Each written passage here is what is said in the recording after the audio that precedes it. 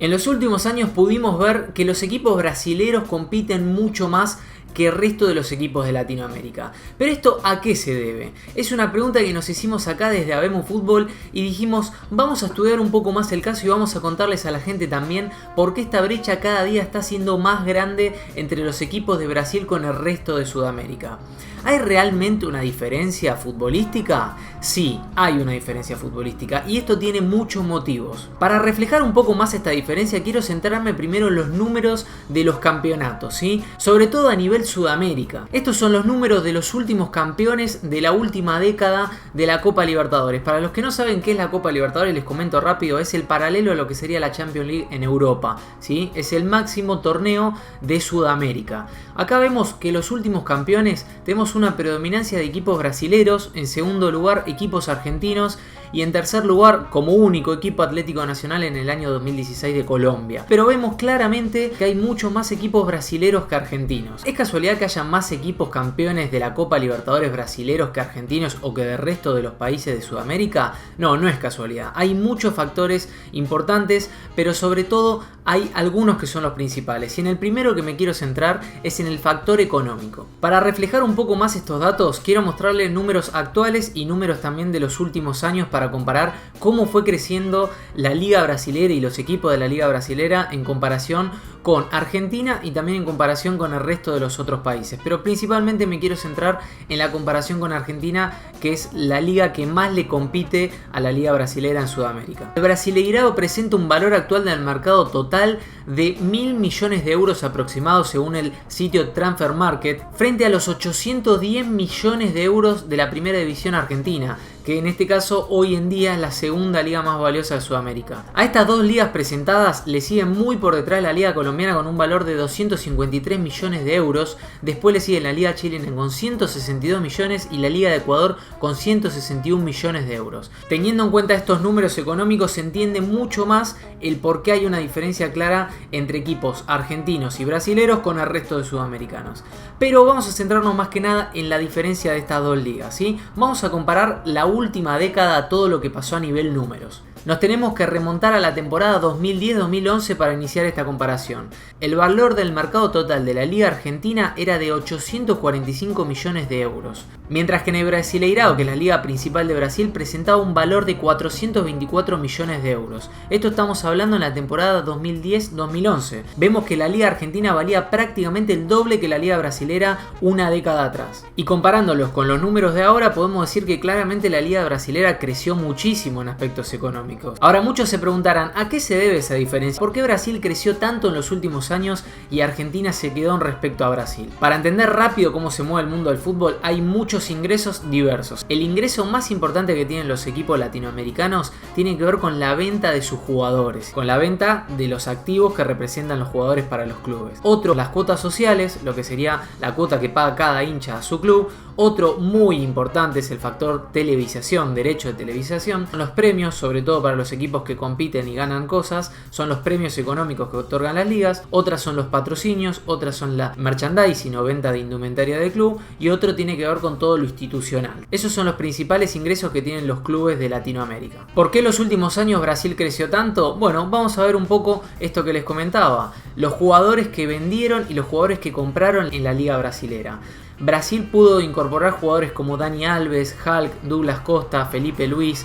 Y si vamos un poco más para atrás, Ronaldinho, Rivaldo, Roberto Carlos, Pato, Kaká, Luis Fabiano, Felipe Melo, jugadores internacionales también como Seedorf, una potencia tremenda. Si bien muchos de estos jugadores llegaron libres a los equipos, es abismal lo que cobran en sueldos y en contratos y en premios. Es una locura que para el fútbol argentino sería casi imposible de pagar. Para sumarle también de todos estos números que les comentaba, quiero contarles sobre todo números de algunos jugadores. Si vemos una de las compras más caras de los últimos años de Brasil, fue el delantero Gabigol por 17 millones de euros. Y la segunda compra más importante fue la compra de Pedro, también por parte del Flamengo a la Fiorentina por 14 millones de euros. Para que se den una idea de lo que son estos valores, sumando estos dos refuerzos podemos conseguir los últimos 5 mejores pases que se dieron en el fútbol argentino en los últimos años. Fueron Prato por cerca de 11 millones de euros, Marcone por 7,5 millones de euros, Salvio por 7 millones y una parte grande del pase de Hurtado por cerca de 6 millones de euros. Ahora, ¿por qué Brasil puede comprar tantos jugadores y tan caro? Bueno, esto tiene que ver también con la venta de los jugadores. Si hablamos de los últimos 10 años, vamos a encontrar la venta de Neymar al Barcelona por 88 millones de euros. Es una locura esto, ¿no? Pero bueno, estamos hablando de un jugador de altísimo nivel.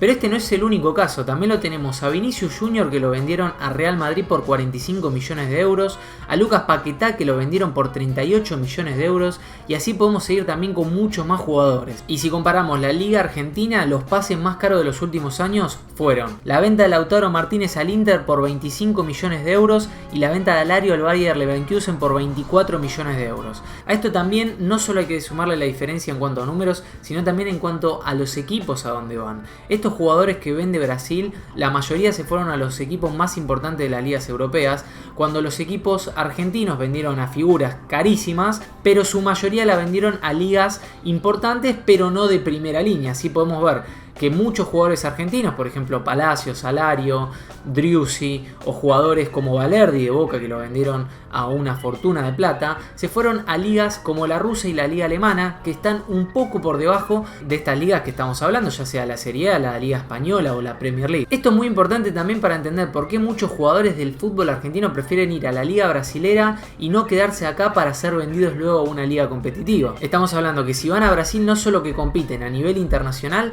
sino que ganan sueldos europeos y encima son mejor vidriera para venderlos a un futuro a equipos mucho más importantes a nivel mundial. A esto también hay que entender un poco lo que tiene que ver con premios y derechos de televisación, que es otro ingreso importantísimo para las ligas. Solamente por competir en las ligas internacionales, la Conmebol paga un premio a los equipos que llegan más lejos en estas instancias, ¿sí?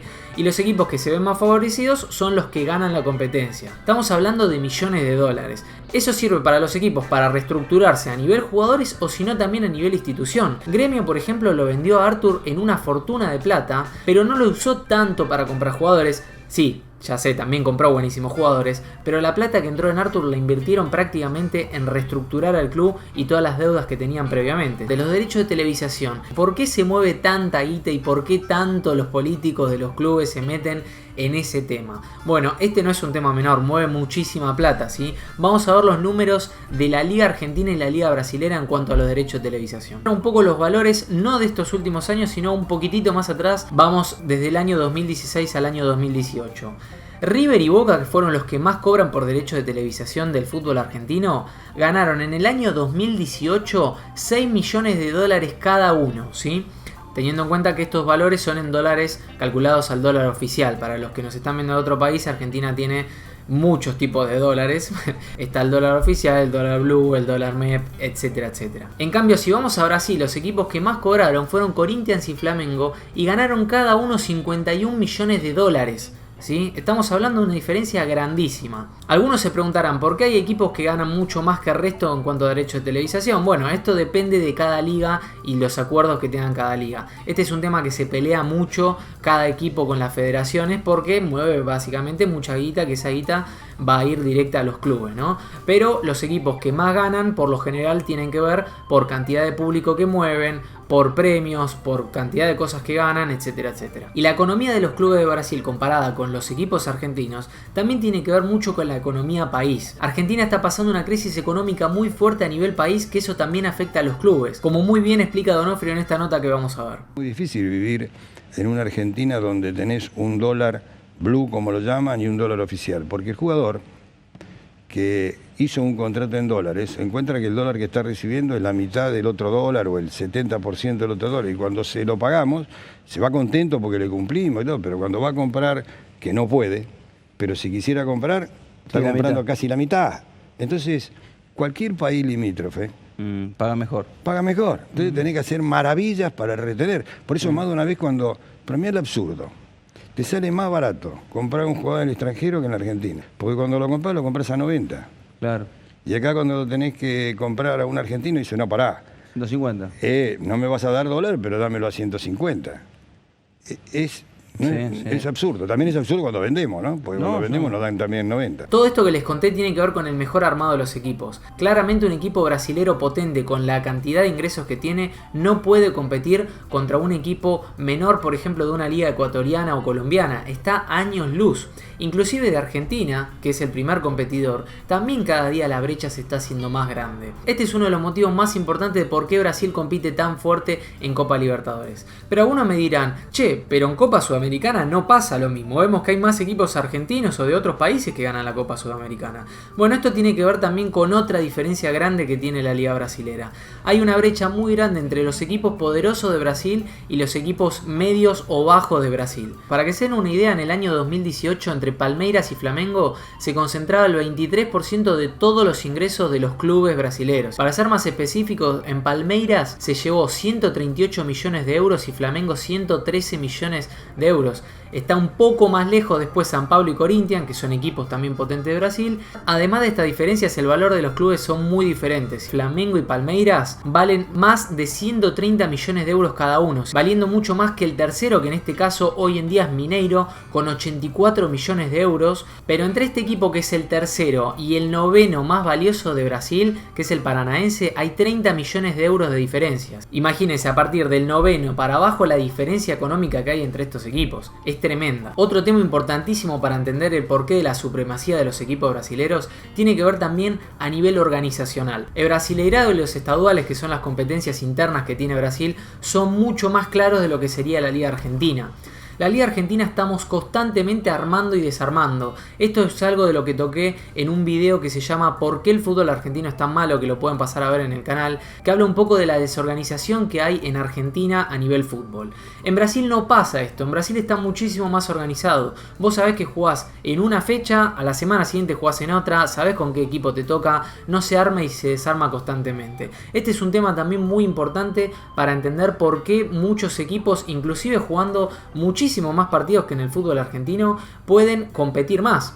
Tienen más regularidad, más continuidad, los equipos vienen más preparados, mejor preparación física y demás. Y vuelvo a repetir también, esta diferencia se hace muy grande entre los equipos poderosos de Brasil y los equipos medianos para abajo. Es muy grande, por eso vemos que un equipo medio de Brasil puede competir con un equipo medio de Argentina. Para sumar algo más a todo esto que estuvimos hablando, hace pocos días Bolsonaro aprobó que los clubes pueden ser sociedades anónimas. No quiero entrar mucho en detalle de esto porque es para hacer por lo menos 1 o 2 videos específicos de qué son las sociedades anónimas en el fútbol, pero para que se den una magnitud un poco de lo que pasa en Europa, que clubes como este que tengo acá en la camiseta y demás equipos a nivel mundial ponen fortuna de plata en jugadores, tienen que ver con clubes que son sociedades anónimas o que son clubes sociedades, que es un factor más grande. Esto insisto que es para entrar en un video específico y no lo quiero hacer eterno el video, pero básicamente en Brasil va a pasar algo similar a lo que pasa en equipos europeos.